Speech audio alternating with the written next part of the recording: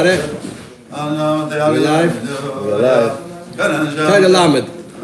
Back to the Sabbath Beituna, the whole idea of Reb Shua Hananya answering these riddles from the elders of Athens.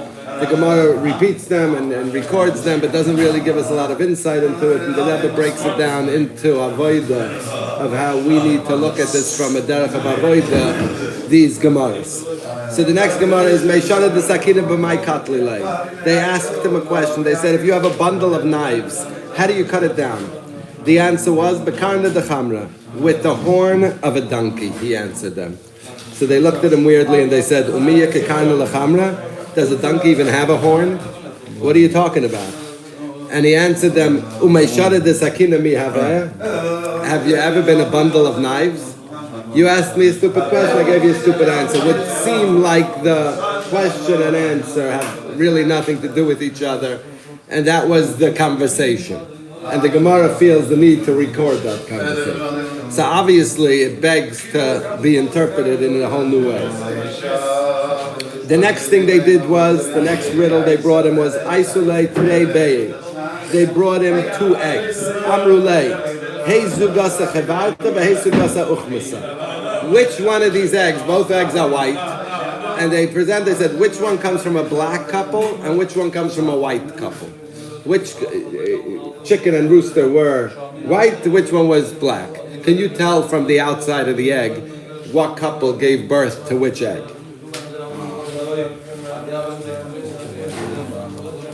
Aisu ihi tregvini. So Reb Shua bar Hananya brought them 2 big round, those things, big round things of cheese. Brought them 2 big things of cheese. Amar lahu, hai de'iza chivarta v'hai de'iza uchmasa. Show me which one comes from a white goat and which one comes from a black goat. Which cheese is this goat cheese? Which one comes from which? Again, that's it. That's the whole conversation. That's what the Gemara feels the need to record, and we're supposed to learn something from it. Rashi doesn't go into anything on it. Rashi's the only thing he mentions is the mai katlilei. How do you chop down these things? Aruga sakinam, a bundle of knives. But my goizes of a koitzenoisa. With what do you cut it down? That's as much as Rashi gives us to understand. Rashi in the Gemara. That's as much as Rashi gives us to understand this entire situation. Comes the Rebbe to explain it.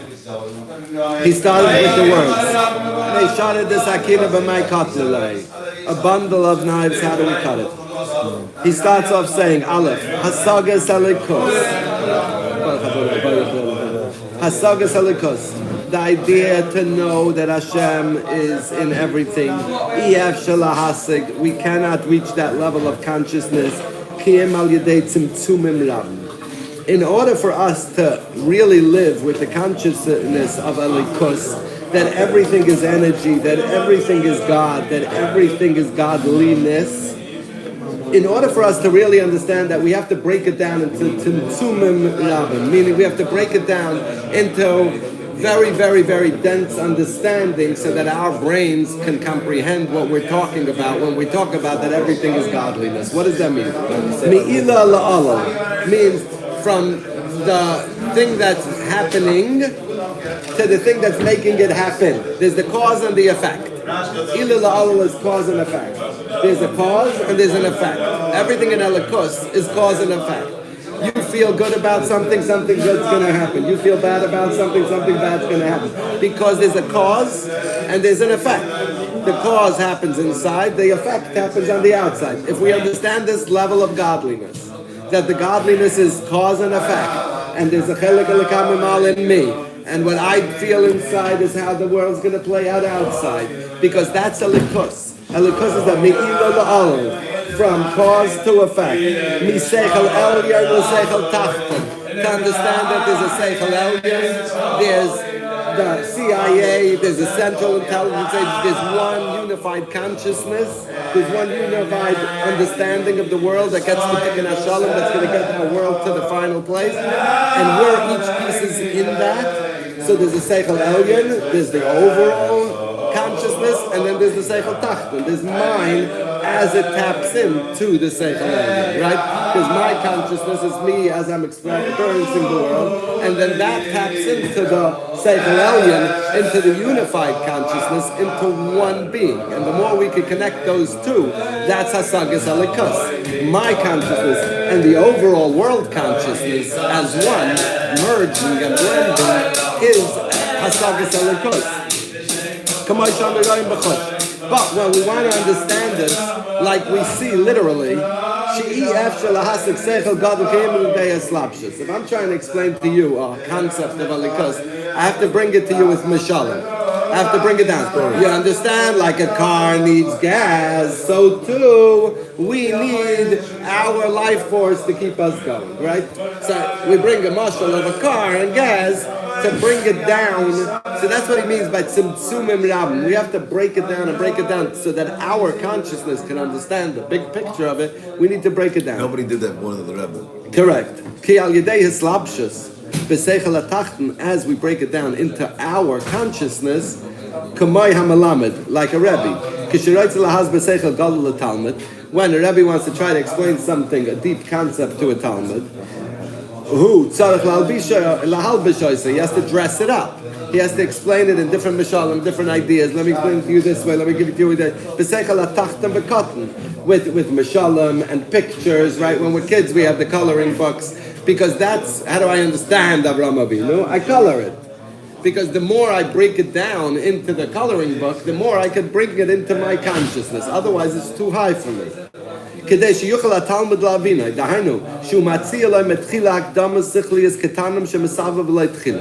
First, we explain these small examples of what we're trying to get to, and then through that we can understand the bigger picture. This concept, and I'm going to give you a simple example of it that I heard from Ramanas Friedman, a beautiful, beautiful word, because we always say it every day and it's so important to understand it. We say Hashem's hand, right? We say, what? Biyad HaChazaka, right? We say God's strong hand. He says his grandchild was playing with a doll one day and the doll's hand fell off.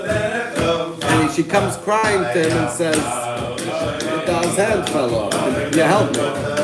So he looks at her and he says, "Oh, this doll must be in terrible pain." And she starts laughing. Not in pain. The guy's not in pain. It's not real. What makes a hand real and what makes a hand fake? It doesn't have real bones. So if I put bones in this, then it would be real. It doesn't have skin real. So if I put skin, it would be real.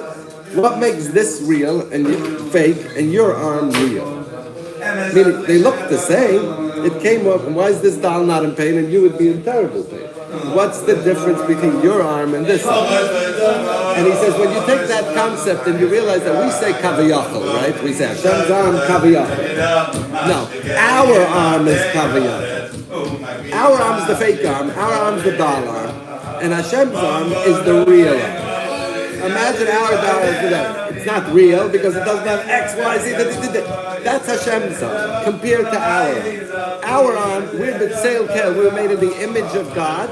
In the image of God means our hand is the fake hand compared to Hashem's yad. There's a concept of yad, but it's not, can't compare them, the doll arm to our arm. Right? So that exact muscle, that Manas Friedman, is pumping so much positive energy, gave of breaking down that muscle of God's arm, Yad Hashem, to a doll's arm, is exactly what the Rebbe is talking about. That's how we can conceptualize somewhat what it means. Yad Hashem is through giving mishalim and examples and things like that. The Irish has also a similar muscle. A tzaddik comes into a car and he sees that his driver has two wheels. So when I have two wheels, because my son is very hyper, and he touches my wheel while I'm driving. I made him a fake wheel that he could. We do that all day. Yeah, we do that all day. We sit in the back of the bus with our own steering wheel. No, I want to go this way. He doesn't know that it's fake. He doesn't. And everybody needs to really desire with tefillah, melamed hagen kazeh. And we need to search out and try to find a real Rebbe that can do this.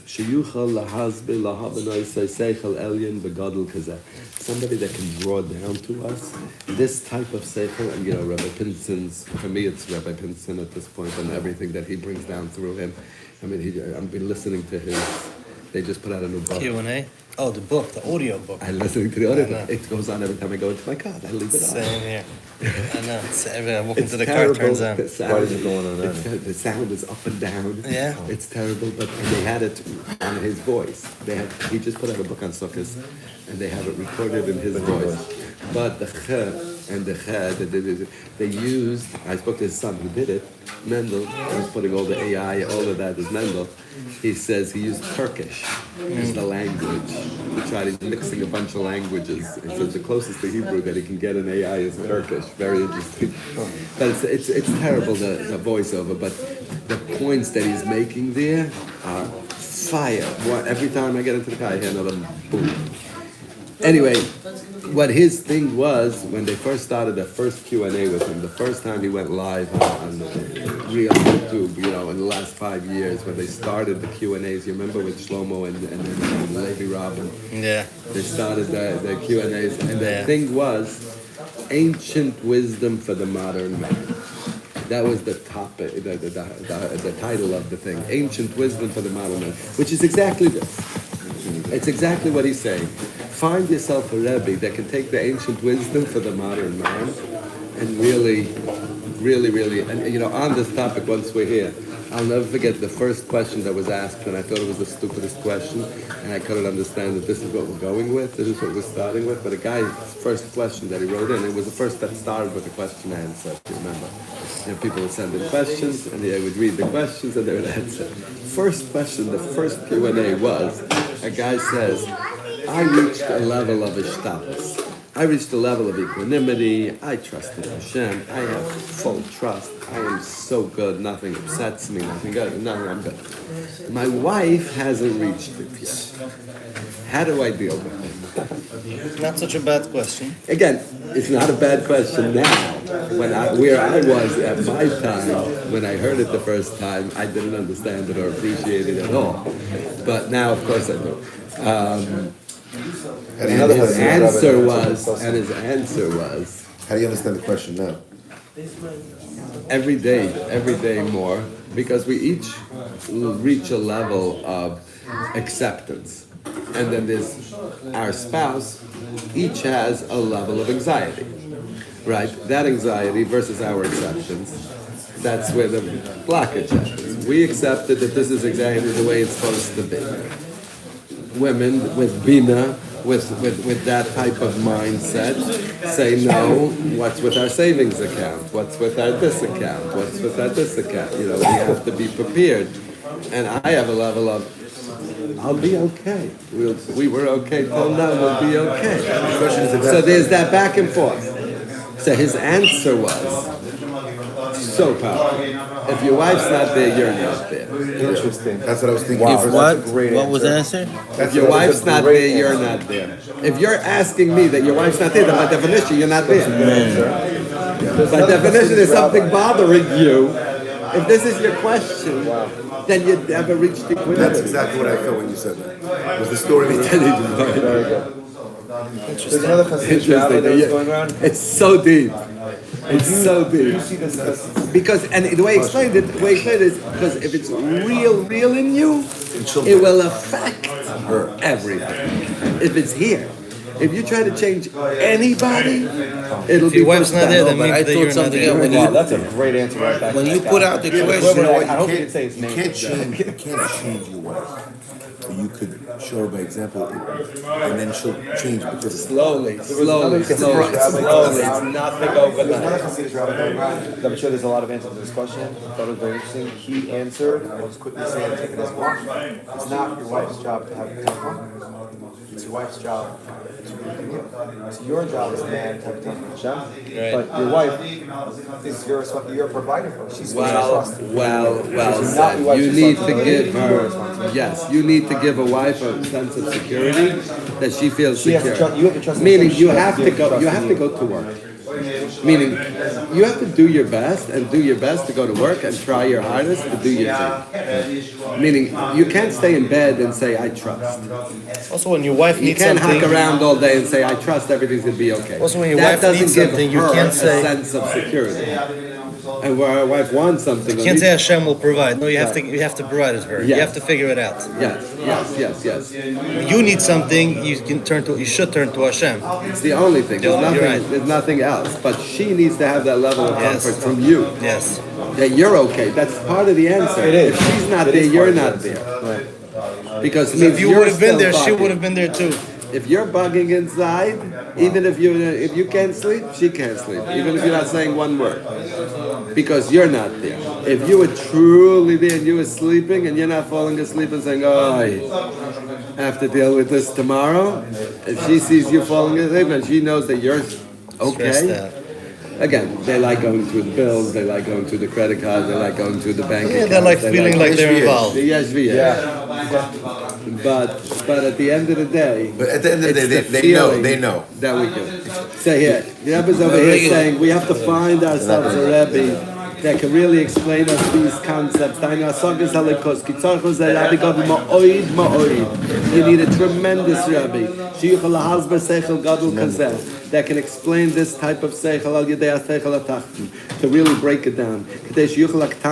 And like you say, there's nobody that did it more than the Rebbe, whether he did it with his Tzipur Maisias and the stories that he told. Bring it down. Bring it down. And us, the lower we are and the more distance we are from the idea of Hashem Yisparach, he needs a bigger Rebbe. The further we are, the bigger Rebbe we need. That's why the Adam runs to Uman. Because the sicker we are, the bigger doctor we need. Here we are. Yisrael b'madrega ketana ma'oid, dahaynu b'mitzrayim, shahoyu m'chukoyim b'mem tes sharei toma, right?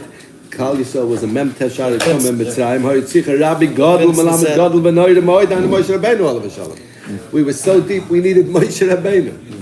That's how far to teach us, Hasagas Alikos, to teach us, no, you can get out of this Meitzar, out of this Mitzrayim, out of this constriction, out of this feeling disconnected, out of this complete avdus, where you feel like there's nothing in it for you, there's all in it for Mashakana, Rabbi. You know, it's all about that. The further we are and the smaller we are, he needs a bigger Rebbe. Uman kaza. Funny. Uman. What do you mean? Uman means a professional. You need a professional. It's not about being a bigger tzaddik. You can have the biggest tzaddik in the world, but if he's not a professional, a specialist, at bringing it down, to bring it to you, to us, to me, that he can dress up this CIA intelligence down to us, big brain to little brain. Down to the furthest one, the smallest consciousness, the lowest level vibration, to bring even me up. Like you just said, Joe. Everybody that's sicker, when the sicker a person is, we need a much greater specialist, a much better doctor. So we have to understand that as far as we as Al-Kain, when we see how low we are, a person shouldn't say, it's enough, I have a Rebbe.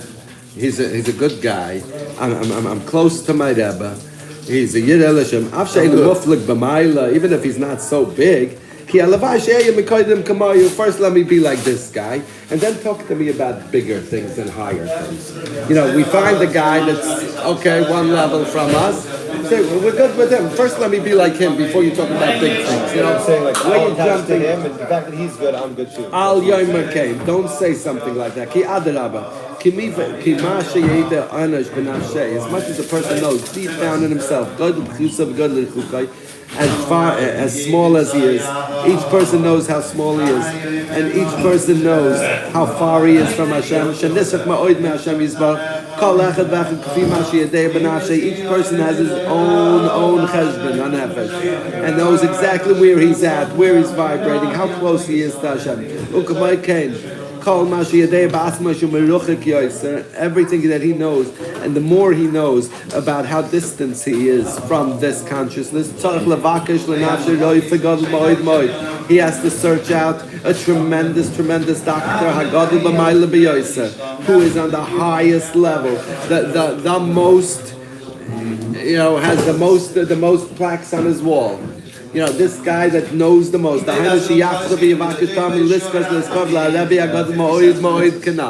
We have to find the highest level Rebbe. We have to search out. Don't look at a guy and say, okay, if this guy's good, let me be. Don't settle for class B.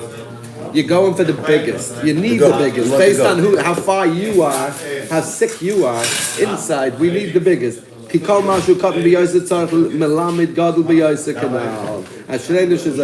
we have the Rebbe to tell us that we need a Rebbe to get us there. So the Rebbe is basically saying, don't settle for B or C, not even A minus. Not even A minus. You got to go for the goat. Go for the goat only. Greatest of all